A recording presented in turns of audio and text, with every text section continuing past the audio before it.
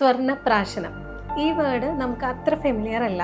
പക്ഷേ കുഞ്ഞുങ്ങൾക്ക് പണ്ട് മുതലേ സ്വർണ്ണം അരച്ചു കൊടുക്കുക, സ്വർണത്തിൻ്റെ കൂടെ വയമ്പ് അരച്ചു കൊടുക്കുക, ഇതൊക്കെ കാലാകാലങ്ങളായിട്ട് നമ്മുടെ നാട്ടിൽ നടന്നു വരുന്ന രീതികളാണ്. പക്ഷേ അതിന് ഒരു ശാസ്ത്രീയപരമായിട്ട് ആയുർവേദ ശാസ്ത്രത്തിൽ പറയുന്ന ഒരു രീതിയാണ് ഈ സ്വർണ്ണപ്രാശനം എന്നുള്ളത്.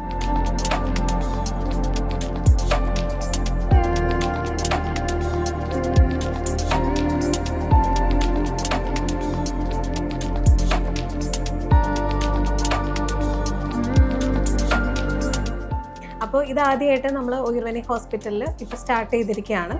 എല്ലാ മാസവും 2ാമത്തെ ശനിയാഴ്ചയാണ് നമ്മളിത് കൊടുക്കാനായിട്ട് ഉദ്ദേശിക്കുന്നത്.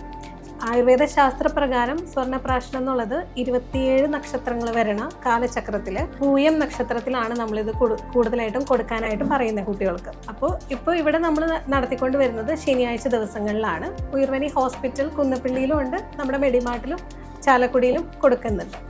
അപ്പോൾ ഇത് കൊടുക്കുന്നതിൻ്റെ ഗുണങ്ങൾ എന്താണെന്ന് വെച്ച് കഴിഞ്ഞാൽ കുട്ടികൾക്ക് നല്ല ബുദ്ധിശക്തി ഉണ്ടാവാനും ഓർമ്മശക്തി കൂടാനും ചിന്തിച്ച് കുറേ കാര്യങ്ങൾ പ്രവർത്തിക്കാനും അവർക്ക് കഴിയും. അതുപോലെ തന്നെ അവരുടെ സ്കിന്നിൻ്റെ ആരോഗ്യം നിലനിർത്താനും സാധിക്കുന്നുണ്ട്. പിന്നെ ഇമ്മ്യൂണിറ്റി കൂടുക. ഇപ്പോൾ ഈ ഇടയ്ക്കിടയ്ക്ക് വരുന്ന പനി, ജലദോഷം, കഫക്കെട്ട്, ചുമ, ഇതൊക്കെ ഒരു പരിധി വരെ നമുക്ക് ഈ സ്വർണ്ണപ്രാശം കഴിക്കുന്നതിലൂടെ ഒരു പരിധി വരെ നമുക്ക് തടയാനായിട്ട് സാധിക്കുന്നുണ്ട്. ഇത് സാധാരണയായിട്ട് ജനിച്ച് 3 മാസം പ്രായം മുതൽ 16 വയസ്സ് വരെയുള്ള കുട്ടികൾക്കും നമുക്കിത് കൊടുക്കാവുന്നതാണ്.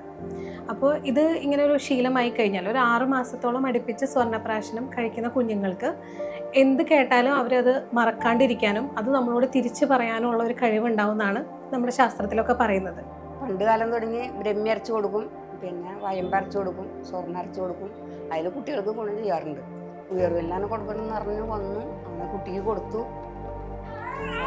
അപ്പോൾ മറക്കണ്ട, ഇത് നമ്മുടെ ഉയർവനി ഹോസ്പിറ്റൽ കുന്നപ്പള്ളിയിലും ഉയർവനി ക്ലിനിക് ആൻഡ് മെഡിമാർട്ട് ചാലക്കുടിയിലും എല്ലാ മാസവും 2ാമത്തെ ശനിയാഴ്ച നമ്മളിവിടെ നടത്താനായിട്ട് ഉദ്ദേശിക്കുന്നുണ്ട്.